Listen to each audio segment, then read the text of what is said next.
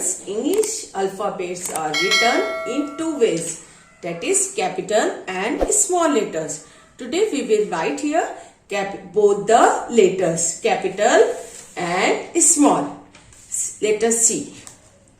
Capital A, capital B, capital C, capital D, capital E, F,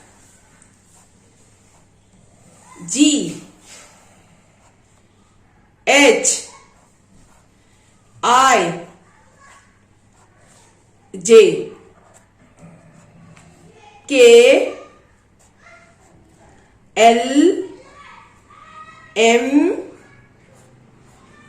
N, O, P, Q, R, S, T, U, V, W, X, Y, Z. Okay, these are the capital letters. हमने क्या लिखा है? Capital letters लिख लिए हैं. अब हम small letters भी लिखेंगे. देखो इधर, यहां पर देखिए, small A, B, C, D, E, F, G, H, I, J,